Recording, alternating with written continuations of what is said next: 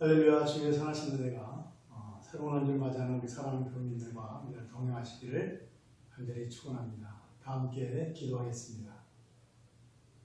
생명과 은혜를 베푸시는 하나님 아버지, 지난 한 주간의 삶 가운데도 주께서 은혜를 베푸셔서 이 자리까지 이르게 하시고, 사랑하는 교우들이 비록 몸은 헤어져 있지만 영으로 하나 되어 주 앞에 예배하게 하신 것을 감사합니다. 우리가 온 마음을 다하여 주님을 찬송하고 기도하고 또 주의 말씀에 온 힘을 다하여 귀 기울일 때 성령께서 친히 우리 가운데 임하셔서 그 말씀을 조명하여 주시고, 그래야 우리의 삶의 여정이, 우리의 살아가는 한 걸음 한 걸음의 생각과 행실이 오직 주의 말씀을 따라 행할 수 있도록 은혜를 더하여 주시옵소서. 우리의 연약함이 주께 있사오니 주의 강함으로 우리를 덮으셔서 주의 백성의 삶을 오늘도 살아가게 하시기를 간절히 소망하며 예수 그리스도 이름으로 기도드립니다. 아멘. 오늘 우리에게 주시는 하나님 말씀은 베드로전서 1장 22절부터 25절까지의 말씀입니다. 베드로전서 1장 22절부터 25절까지의 말씀 제가 받들어 읽겠습니다. 너희가 진리를 순종함으로 너희 영혼을 깨끗하게 하여 거짓이 없이 형제를 사랑하기에 이르렀으니 마음으로 뜨겁게 서로 사랑하라. 너희가 거듭난 것은 썩어질 씨로 된 것이 아니요 썩지 아니할 씨로 된 것이니 살아있고 항상 있는 하나님의 말씀으로 되었느니라. 그러므로 모든 육체는 풀과 같고 그 모든 영광은 풀의 꽃과 같으니 풀은 마르고 꽃은 떨어지되 오직 주의 말씀은 세세토록 있도다 하셨으니 너희에게 전한 복음이 곧 이 말씀이니라. 아멘. 신자가 이 땅에서 직면하는 현실은 고난만 있는 것이 아니라 또 여러 가지 많은 정황들이 있고, 그 속에서 우리는 때때로 고민하고 또 때로는 힘에 겨워서 한숨을 짓기도 하고, 또 때로는 능히 감당할 만한 기쁨과 즐거움을 가지고 그 모든 일을 이루어 나아가는 것을 경험하게 됩니다. 우리가 알고 있듯이 베드로전서 또한 그 시대에 살아갔던 하나님의 백성들, 신자와 교회들에게 그 시대에 살아가면서 당면했던 많은 신앙적인 문제들에 대해서 어떻게 신자와 교회가 그것들을 받아들이고 또 그것들을 극복해 나아가야 되는지를 말씀하고 있는 것이라 할 수 있습니다. 오늘 본문은 22절부터 25절을 살펴봤는데, 헬라어 성경을 살펴보면 개역 개정, 다시 말하면 우리가 가지고 있는 성경과 다르게 본문에서 제일 먼저 등장하는 것은 너희가 진리를 순종함으로 라는 말씀이 아니라 너희 영혼을 깨끗하게 하여 라는 말씀입니다. 헬라어 성경에서 이렇듯 너희 영혼을 깨끗하게 한다라는 말이 먼저 나왔지만, 개역 개정판에서 이 말씀이 너희가 진리에 순종함으로 인하여 라는 말 뒤에 나오게 되는 것은, 이 진리를 순종하는 것이 내용면에서 살펴볼 때 영혼을 깨끗하게 하고 또 22절에서 말씀하고 있는 거짓이 없이 형제를 사랑하게 이르게 하는 근원이 되기 때문이라고 할 수 있습니다. 우리가 성경 번역을 생각할 때 얼핏 생각하면 성경을 직역하는 것이야말로 가장 올바르고 최상의 것으로 생각하지만 실상은 그렇지 않다는 것을 늘 마음의 염두에 둬야 됩니다. 제가 때때로 설교를 하면서 다른 많은 그 주석들을 참고해서 직역을 소개하기도 하고 또 헬라어 동사를 찾아서 말씀을 드리기도 하지만, 그러나 무조건 그 직역이라는 것이 우리가 가지고 있는 개역 개정판이나 혹은 개역 한글판보다 더 권위가 있는 것은 아니라는 것이죠. 성경이 기록될 당시에 어떤 역사적이며 또 문화적이고 또 정치적이고 지리적이며 언어적인 상황들은 오늘 우리가 살고 있는 이 시대에 우리가 겪고 있는 역사적, 또 문화적, 언어적, 지리적 상황과는 사뭇 다르다는 것을 인식할 필요가 있습니다. 실제적으로 성경에서는 계절에 따라서 비가 오고 눈이 내린다고 하지만, 우리가 잘 알고 있는 것처럼 아프리카에서는 눈이라는 것 자체를 경험해보지 못하기 때문에, 만약 직역이라는 그 성경 해석의 틀로만 성경을 번역하게 된다면 아프리카 사람들은 아무리 수십 년, 수백 년이 흘러도 성경을 바르게 이해하지 못하게 될 것입니다. 다시 말하면 결국 우리가 성경을 번역할 때 놓치지 말아야 되는 것은 성경이 기록될 당시의 정황과 오늘 우리가 살고 있는 이 현실의 정황의 간격을 어떤 식으로 좀 더 가깝게 할 수 있느냐라는 것에 고민이 필요하다는 것이죠. 바로 그런 맥락에서 대부분의 번역 성경이 직역을 원칙으로 하고 있지만 그 성경 내용의 뜻을 보다 온전히 드러내는 의역을 중심으로 해서 번역하고 있고, 이러한 경우는 우리가 가지고 있는 한글 성경에서도 별 다를 바가 없다는 것이죠. 특별히 헬라어나 히브리어의 어순과는 전혀 다른 우리 한글의 어순을 생각해 볼 때 한글 성경이 의역에 치중할 수밖에 없고 직역과는 사뭇 다르게 번역될 수 있다는 것을 우리는 명심할 필요가 있습니다. 제가 이렇게 말씀드리는 것은 맹목적으로 직역만이 옳다라고 여겨서는 안 된다는 것과 더불어서 요즘 이제 많은 분들이 신학을 공부함으로써 성경에 대한 원어적인 접근이 가능해지고, 그래서 저희들이 서점에 가게 되면 이른바 직역 성경이라든가 아니면 개인적으로 번역한 성경들이 많이 나오고 있는데, 이러한 성경들은 우리가 성경을 이해하는 데 좀 더 폭넓고 더 깊이 있는 성경을 해석하는 도움을 주지만, 그럼에도 불구하고 그 권위에 있어서만큼은 여전히 개역 개정만큼이나 혹은 개역 한글 성경만큼 그렇게 있지 않다는 사실을 또한 우리가 염두에 두어야 한다는 것입니다.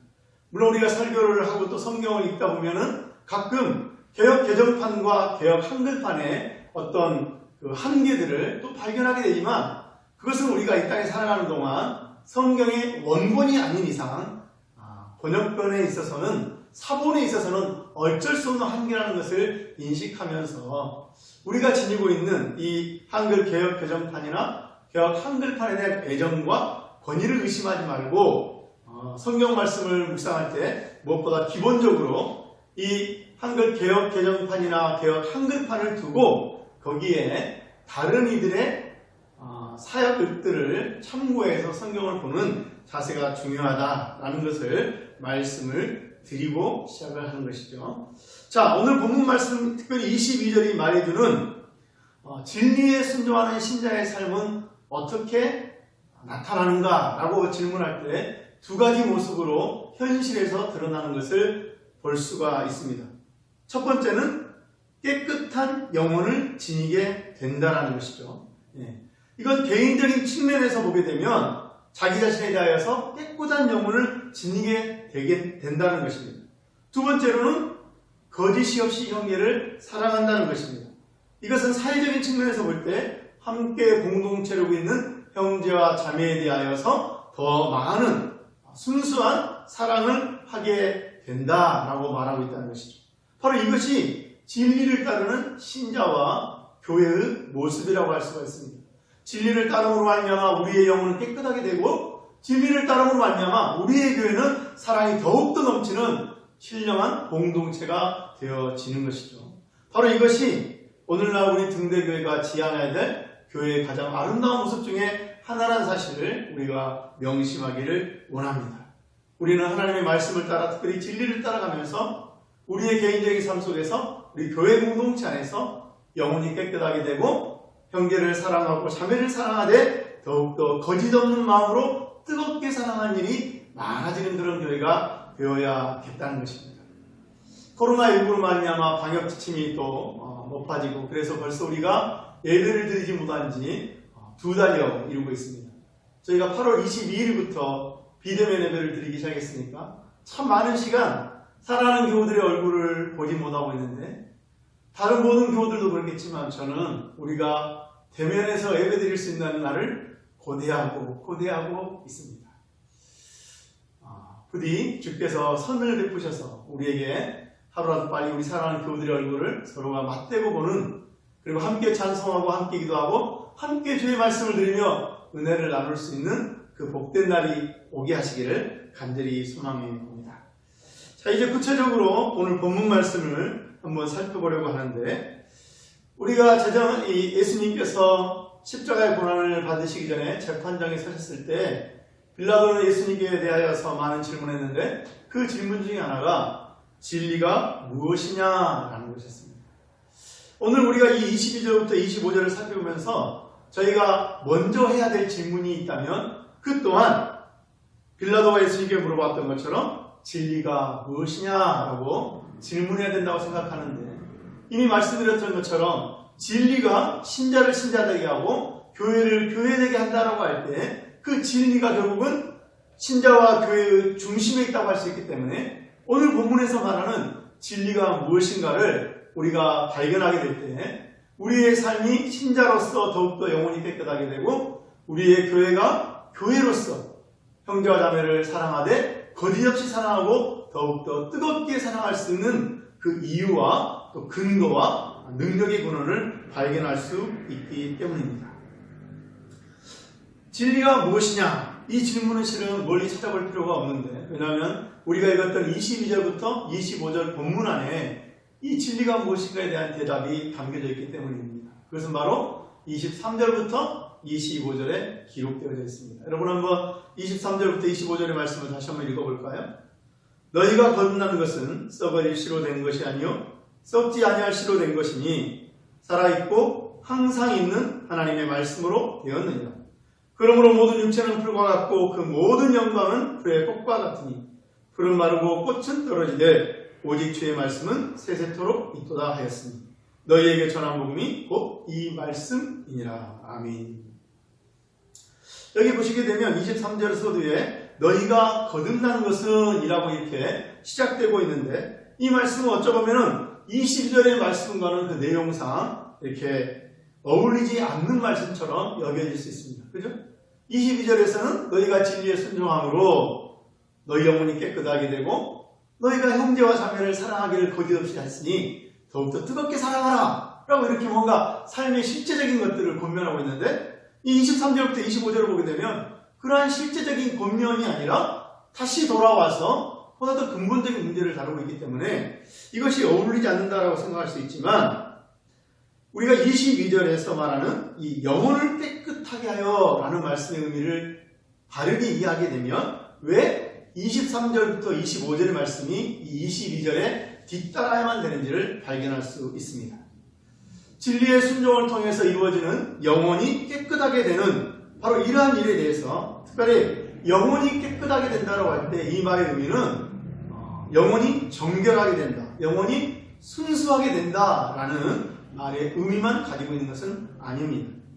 깨끗하게 하여라는 이 단어는 헬라어로 헤그니 코테스라고 하는데, 이 헤그니 코테스는 멋멋의 더러움을 제거하다, 멋멋의 죄를 씻어 맑게 하다, 또 깨끗하게 하다 라는 의미를 지닌 하그니조라는 단어의 능동태 완료 분사형입니다. 이 하그니조라는 단어는 히브리어로 된 구약 성경을 헬라어로 번역한 70인경, 이른바 셉토아진트를 살펴보게 되면 약 70회 정도가 사용되고 있는데, 그 대부분이 어떻게 사용되어지고 있느냐? 바로 물이나 희생제물의 피에 의해서 정결하게 되는 구약의 예식을 설명할 때 사용되고 있습니다. 다시 말하면 신앙적인, 종교적인 바로 의식과 연관이 있다는 것이죠. 신약 성경에서는 이 하그니조가 7번 사용되어지고 있는데, 야고보서 4장 8절을 제외하고 나머지 6구절을 살펴보게 되면 이 6구절 모두 다 또한 제사나 어떤 율법의 정결의식을 이행하는 데 관련해서 사용되어지고 있는 것을 발견할 수가 있습니다. 바로 그런 의미로 하그니조의 용법을 감안해서 번역을 한다면 너희가 진리를 순종함으로 너희 영혼을 깨끗하게 하여 라고 말할 수도 있겠지만, 보다 더 그 용법의 의미를 살려서 말하면 진리를 순종하여 너희 영혼을 깨끗하여 라는 말씀은 다른 말로 할 때 죄로부터 깨끗하게 되었다, 다시 말하면 거듭나게 되었다라는 의미를 지니고 있는 것으로도 해석할 수가 있다라는 것입니다. 다시 말하면 너희 영혼의 죄를 씻어 깨끗하게 하였다, 이렇게 의역을 할 수가 있다라는 것이죠. 바로 이런 맥락에서 23절에서 너희가 거듭나게 된 것은 이라는 말씀은 22절에서 너희가 진리를 순종함으로 너희 영혼을 깨끗하게 하여 라는 말씀과 있다가 있으며, 신자의 영혼을 깨끗하게 만든, 또 형제와 자매를 사랑하되 거짓 없이 사랑하게 하고 뜨겁게 사랑하도록 만드는 그 진리라는 것이 23절과 25절에서 말하는 신자를 거듭나게 한 하나님의 말씀, 바로 복음이라는 사실을 알 수가 있다는 것입니다.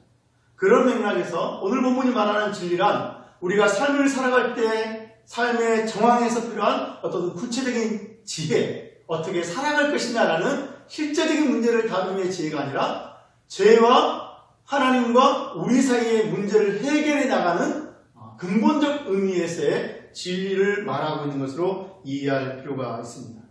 흥미로운 것은 이 22절에서 25절을 우리가 살펴볼 때 신자와 교회의 모습을 말하는 것이 22절 한 절에 지나지 않는다면 그 신자와 교회의 신자됨과 교회됨을 이루게 한 진리에 대해서 23절부터 25절까지를 할애하고 있다는 것입니다. 왜 그럴까요? 그것은 바로 이 진리가 이미 앞서 살펴봤던 것처럼 신자의 모든 삶을 지탱하는 버팀목이 되기 때문입니다. 버팀목. 우리를 지지해주고 우리를 넘어서지 않도록, 쓰러지지 않도록, 비뚤어지지 않도록 버티게 해주는 버팀목의 역할을 진리가 하고 있다는 것이죠. 결국 우리가 성도로서의 삶을 온전히 살아가기를 원한다면, 주님의 교회를 보다 건강하고 바르게 세우기를 원한다면 우리는 이 버팀목된 진리를 더욱더 붙들어야만 된다는 것을 우리가 알 수 있다는 것입니다. 사랑하는 교회 여러분, 오늘 본문을 통해서 우리가 볼 수 있는 신자의 신자됨은 무엇입니까? 그것은 바로 진리에 대한 순종이라고 말할 수가 있습니다. 신자는 진리를 자신의 삶의 기준으로, 또 삶의 권위로, 또 마땅히 살아가는 데 있어서의 다다라야 될 지향점으로 그것들을 두고 그렇게 살아가는 사람이라고 말할 수 있습니다. 진리와 더불어 살아가는 사람이 바로 신자라는 것이죠. 이것은 베드로후서에서도 동일하게 말하고 있는 신자의 신자됨의 특징이기도 합니다. 베드로후서 1장 12절을 보게 되면 성령께서는 베드로 사도를 통하여 이렇게 말씀하십니다. 그러므로 너희가 이것을 알고 이미 있는 진리에 서 있으나 내가 항상 너희에게 생각나게 하려 하노라. 아멘. 자, 여기 보게 되면 베드로후서에서 베드로 사도의 편지를 받고 있는 하나님의 백성들, 신자와 교회들은 어떤 상황 가운데 있습니까? 이미 있는 진리에 서 있는 사람이라는 것이죠. 진리에 서 있는 사람들, 진리 가운데 서 있는 사람들, 이것이 바로 신자의 정체성인 것이죠. 본도와 갈라디아와 갑바도기아와 아시아와 비두니아에 살고 있었던 신자와 교회들은 자신들이 믿고 있는 이 신앙의 내용이 진리라는 것을 확신했습니다. 그리고 이것에 근거한 삶을 살기로 작정했습니다. 바로 그런 맥락에서 그들이 그 삶의 근거로, 삶의 버팀목으로 두고 있는 그 진리라는 것이 참으로 진리인가, 의심할 여지가 없는 진리인가, 변할 수 없는 진리인가라는 것을 확인하는 것은 매우 중요한 의미가 있다고 할 수 있습니다. 우리의 삶 속에서도 우리가 신자로서의 삶을 살아가고 있는데 이 다양한 여러 가지 삶의 정황 속에서, 많은 문제들 속에서, 많은 시험과 시련과 유혹 속에서 신자의 삶을 살고 있는데 이 신자의 삶을 가능하게 하는 버팀목이 되는 하나님의 말씀, 복음, 진리라는 것이 과연 참된 것인가? 라는 것은 2000년 전에 베드로전서를 읽고 있는 하나님의 백성들과 그리고 오늘 우리들에게 동일한 중요성을 지니고 있다는 것이죠. 베드로 사도가 편지를 보내고 있던 그 당시의 고대 사회는 유일신 사상보다는 다신론 사상이 주류였던 세상이었습니다. 초대교회가 그 시대를 살아가는 사람들에게 무신론자들이라고 비난을 받았는데, 그들이 비난을 받았던 것은 신을 부인하거나 믿지 않아서가 아니라 더 많은, 다른 많은 신들의 존재를 부인하고 무시했기 때문에 그렇습니다.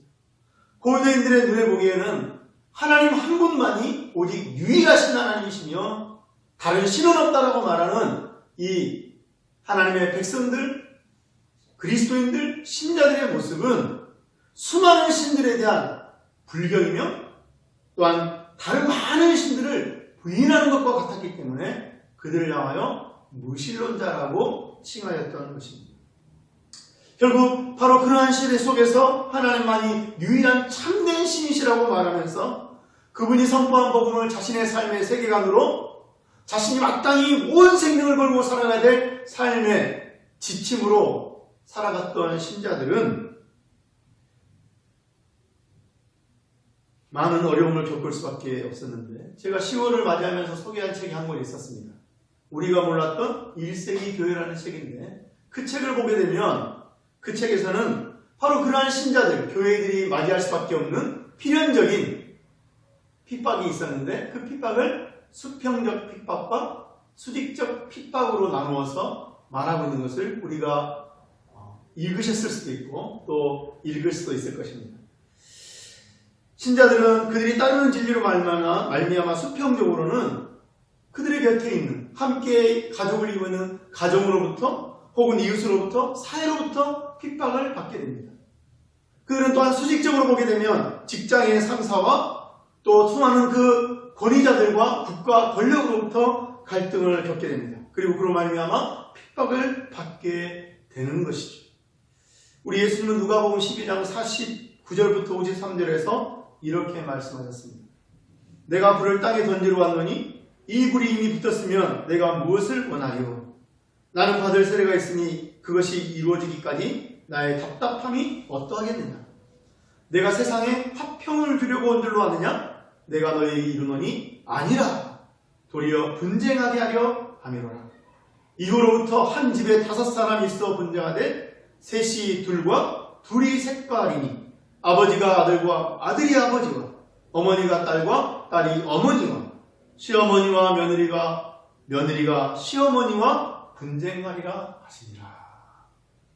우리 예수님께서는 이미 말씀하셨습니다. 내가 너희들에게 선포한 이 복음으로 말미암아, 하나님 나라의 복음으로 말미암아 화평만 도래하는 것이 아니다. 오히려 비진리, 흑암에 있는 자들, 여전히 어둠 속에 있는 자들, 거듭나지 못하는 자들과 말미암아 분쟁이 있게 될 것임을 말씀하고 있는 것입니다. 그리고 분쟁은 다른 데서부터 시작되는 것이 아니라 가정으로부터 시작되는 것이고 가장 가까운 이웃으로부터 국가적으로 확산되어질 것임을 주님은 말씀하고 있는 것이죠. 결국 본도와 갈라디아와 갑바도기아와 아시아와 비두니아에 살고 있는 신자들이 겪고 있는 이러한 갈등들, 또 아픔, 어려움은 여전히 시대를 뛰어넘어서 우리들도 동일하게 겪고 있다는 것을 우리가 고백하지 않을 수 없을 때 오늘 본문이 가지고 있는 시적절하고 중요한 점이 있다고 할 수 있을 것입니다. 오늘날 우리가 살아가는 현대사회의 특징은 다원주의 사회입니다. 이 다원주의에서는 다양성과 불확실성이 최고의 가치로 여겨지게 됩니다. 그죠? 어느 것 하나만이 절대의 진리일 수 없다는 것이죠.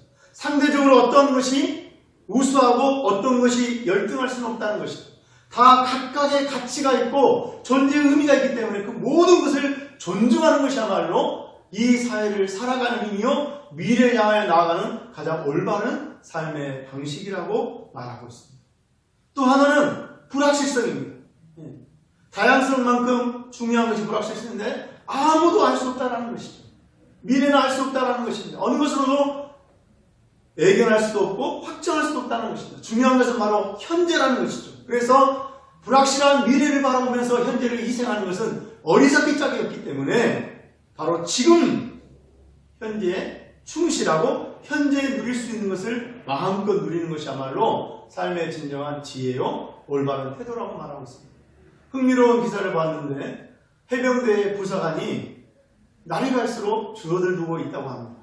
그 이유가 뭔가 하니까 월급이 적은 데 비하여서 훈련의 강도가 너무 세다라는 것이죠. 그래서 아니 내가 이렇게 고생을 하면서 이 정도 받을 바에는 차라리 군을 강두고 사회로 나가야 되겠다는 사람들이 많다는 것입니다. 예전에는 해병대라는 그 이름 자체가 내 자신의 청춘을 던질 수 있는 가치가 되었습니다.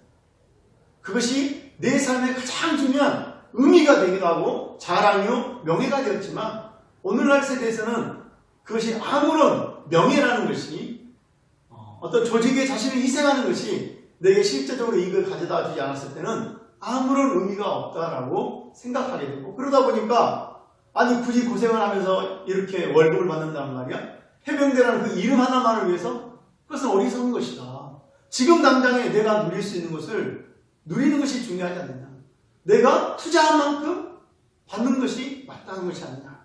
그래서 해병대에 복무하는 부사관들이 줄어들고 있다는 뉴스를 본 적이 있는데, 오늘날 이 시대에는 바로 그와 같다는 것이죠. 어떤 가치를 위해서 자신의 삶을 희생하는 것을 지혜라고 생각하지 않습니다. 먼 미래를 위해서 오늘 열심히 수고하고 애쓰는 것을 지혜라고 생각하지 않습니다. 때로 오히려 그것을 어리석은 것으로 생각합니다. 노세 젊어서 노세 늙어서는 못 노나니. 예전에 우리 어르신들이 그렇게 불렀던 그 노래가 오늘날 젊은 세대들에게는 가장 중요한 삶의 철학으로 여겨지고 있다는 것이죠. 바로 이러한 시대 속에서 기독교의 설 자리는 갈수록 좁아들 수밖에 없는 것입니다. 눈에 보이지 않는 세상을 향하여 바라보면서 이 눈에 보이는 세상의 것들을 희생하는 기독교인들처럼 어리석은 자가 없는 것처럼 여겨집니다. 오직 하나님만이 홀로 계신 하나님이시며 그분의 말씀이 진리라는 이 믿음을 가지고 살아가는 신자의 말과 행실과 태도들은 이 세상 사람들의 눈으로 볼 때 편협하기 짝이 없고 고집스럽기 짝이 없고 오만하기 짝이 없고 독선에 가득 찬 신앙이며 종교 집단으로 전락될 수밖에 없는 것이죠. 교회는 갈수록 좁은 문이 아니라 넓은 문에 들어가기를 요구받습니다. 이른바 포용성을 많이 가지고 있는 불교나 힌두교와 비교되면서 봐라 저 종교들에게는 다른 종교를 핍박하는 일이 없고 배척하는 일이 없고 구원의 길을 제시하고 있는데 왜 기독교만 유일하게 자신들만 진리라고 말하느냐. 다원주의 시대에 맞지 않는 기독교 신앙을 공격하면서 이 갈등을 최소화하기 위해서 진리를 타협하거나 심지어는 떠나도록 요구받고 그러한 달콤한 유혹에 직면하고 있는 것이 오늘날 교회의 모습이기도 하고 우리 신자의 모습이기도 하다라는 것이죠. 선명한 그리스도인의 삶을 사는 것이 과연 지혜로운 것인가 하고 말하면서 이웃과 더불어 어울려서 살아가는 것이야말로 참된 성도의 삶이 아닌가. 사람들에게 인정받는 것이 중요한 것이 아닌가. 이렇게 말해주고 있는 시대 속에서 사람들의 인정보다는 하나님의 인정을 받기 위하여서 빛도 아니고 어둠도 아닌 그러한 흐릿한 삶을 살기보다는 분명하게 빛에 서기를 원하는 신자의 삶은 위험해 보이기 짝이 없고 어쩌면 우리 자신 또한 그렇게 생각하는 우리를 범하고 있을 수 있다는 것이죠. 바로 그런 맥락에서 성령께서는 오늘 베드로 사도를 통하여 진리를 통해 영혼이 깨끗함을 얻게 되고 그로 인하여서 거짓 없이 형제를 사랑하고 있는 교회를 향하여서 그 진리 안에 계속 거하도록 그 진리를 계속 따라가도록 그 진리가 얼마나 참되며 복된 것인가를 오늘 본문을 통하여 말씀하고 있다는 것입니다. 여러분 특별히 24절부터 25절을 보시게 되면 구약 성경이 인용되어져 있는데 바로 하나님의 말씀이 어떤 것인가를 설명하기 위해서 성령께서는 베드로 사도를 통하여 이사야서 40장 1절로 11절 안에 있던 내용을 이렇게 인용하여 말씀하게 하고 있습니다. 24절로 25절을 보게 되면 그러므로 모든 육체는 풀과 같고 그 모든 영광은 풀의 꽃과 같으니 풀은 마르고 꽃은 떨어지되 오직 주의 말씀은 세세토록 있도다 하였으니 너희에게 전한 복음이 곧 이 말씀이니라 라고 말씀하고 있는데 여기서 인용되는 이사야서 40장 1절로 11절의 말씀은 이제 유다의 죄로 말미암아 하나님의 심판이 임하게 되고 그래서 멸망한 유다 땅을 어쩔 수 없이 떠나게 되는 하나님의 백성들을 향한 하나님의 위로와 소망의 말씀이라고 할 수 있습니다. 여러분 한번 이사야서 40장 1절로 11절의 말씀을 읽어보도록 할까요? 비록 긴 구절이지만 이사야서 40장 1절부터 11절의 말씀을 한번 우리 찾아보도록 하겠습니다. 이사야서 40장 1절부터 11절 말씀. 여러분 내용을 잘 우리가 보면서 이 말씀이 또한 나를 위한 말씀으로 생각하시면서 나를 향하여 하시는 하나님의 말씀으로 우리가 이 말씀을 읽어봤으면 좋겠습니다. 너희의 하나님이 이르시되 너희는 위로하라 내 백성을 위로하라. 너희는 예루살렘의 마음에 닿도록 말하며 그것에게 외치라. 그 너에게 때가 끝났고 그 죄악이 사함을 받았느니라. 그의 모든 죄로 말미암아 여호와의 손에서 벌을 배나 받았느니라 할지니라 하시니라. 외치는 자의 소리여 이르되 너희는 광야에서 여호와의 길을 예비하라. 사막에서 우리 하나님의 대로를 평탄하게 하라. 골짜기마다 도두어지며 산마다 언덕마다 낮아지며 고르지 아니한 곳이 평탄하게 되며 험한 곳이 평지가 될 것이요 여호와의 영광이 나타나고 모든 육체가 그것을 함께 보리라. 이는 여호와의 입이 말씀하셨느니라.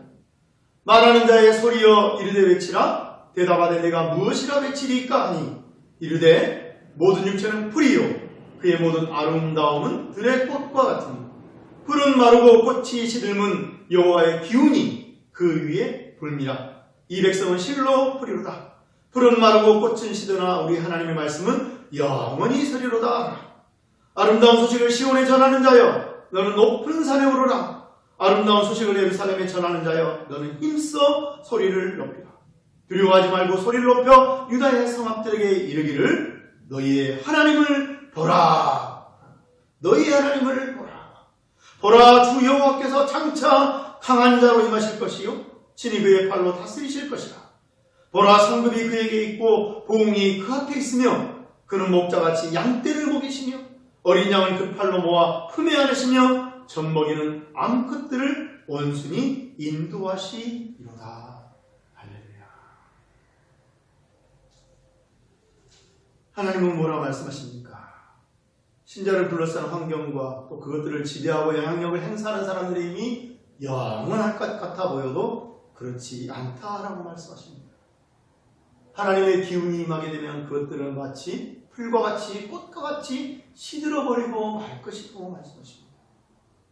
하나님은 때가 이르면 신자들을 괴롭히던 사람들 그 세력들은 모두가 풀과 같이 마르고 꽃과 같이 떨어지게 될 것이라 말씀하십니다. 그럼에도 불구하고 그 와중에도 하나님의 자기 백성을 향한 사랑은 변함이 없으시니 하나님의 인자와 긍휼이 여전히 자기 백성과 함께 하십니다. 하나님은 자기 백성을 자기 때 마치 어린 양을 안고 돌보는 목자와 같이 그렇게 자기 백성을 돌보시는 분이시다. 이 놀라우신 말씀을 선포하는 가운데 바벨론을 향하여 나아가게 되는 유대 백성들을 위로하고 계시는 것이 바로 이 이사야서 40장의 말씀인 것이죠.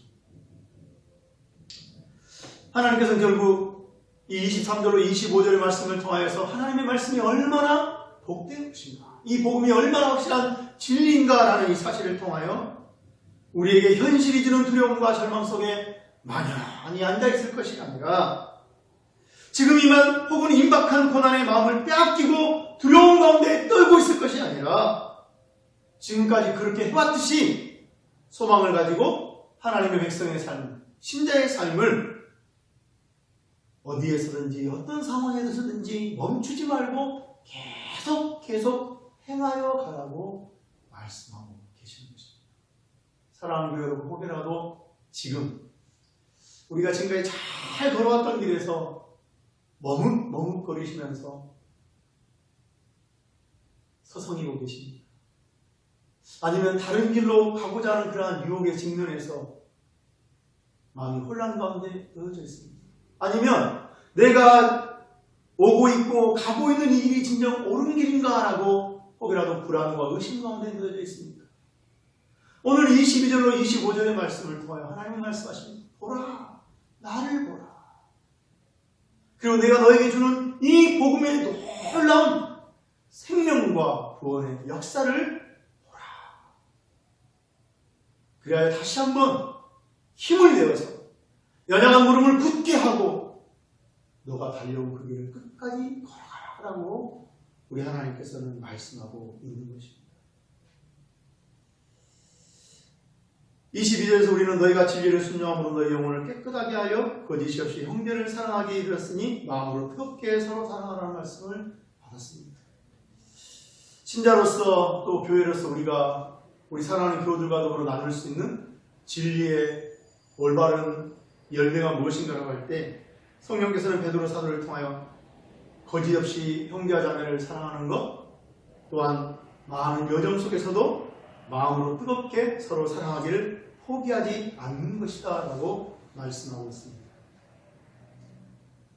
진리는 냉정하고 차가운 이성만 아니라 따뜻하고 뜨겁게 대한 사랑을 담고 있습니다. 그래서 고린도전서 13장에서 사도 바울이 사랑에 대하여 말할 때 사랑은 온유하며 시기하지 아니하며 사랑은 자랑하지 아니하며 교만하지 아니하며 무례히 행치 아니하며 자기의 유익을 구하지 아니하며 성내지 아니하며 악한 것을 생각하지 아니하며 불의를 기뻐하지 아니하며 진리와 함께 기뻐한다라고 진리의 또 다른 내용 가운데 하나가 사랑이라고 말하고 있습니다.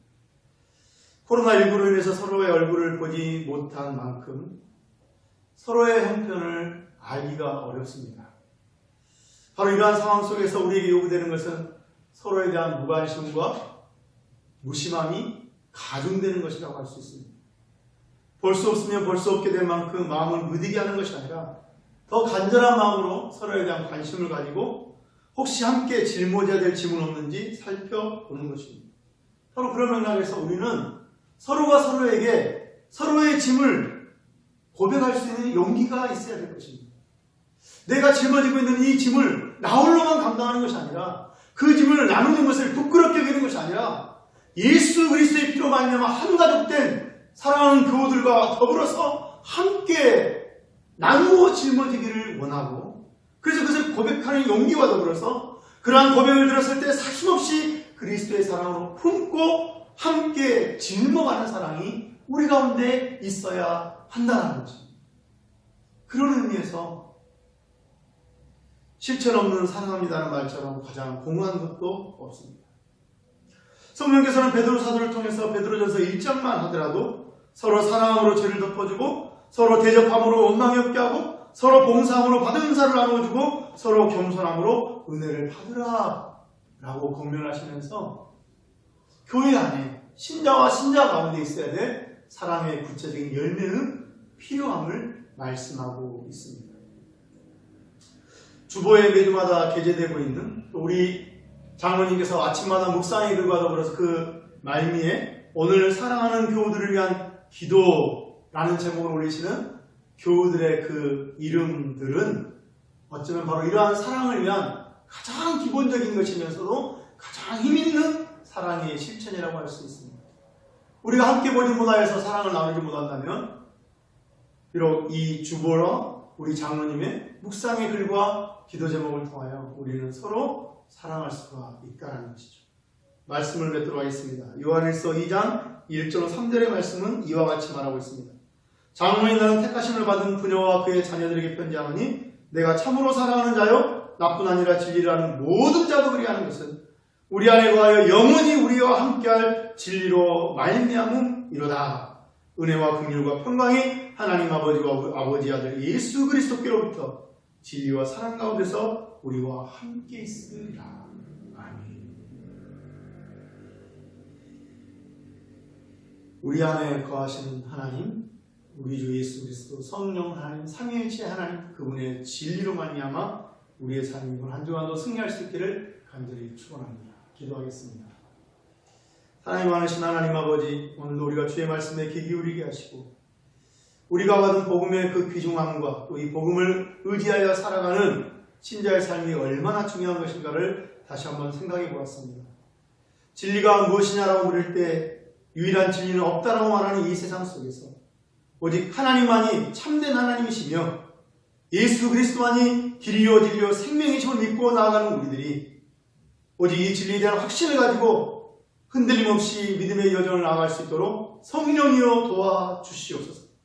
우리가 살아온 이 걸음걸음이 진리 가운데 있으며 참된 소망에 이른 것을 우리가 확신할 수 있게 하시고 그로 말미암아 비록 우리가 처해 있는 여러 가지 많은 어려운 상황에 있다 할지라도 흔들리지 아니하고 나아가게 하여 주시되 이왕이면 이 걸음을 홀로 가는 것이 아니라 등대교회라는 이름으로 함께 부름을 받은 사랑하는 교우들과 더불어서 함께 나갈 수 있게 하시기를 소망하오니 성령이여 우리를 도우셔서 우리가 우리의 서로의 짐을 나누게 하여 주시며 그로 말미암아 우리 안에 참된 사랑의 고백과 증거가 풍성하게 나타날 수 있도록 복내려 주시옵소서.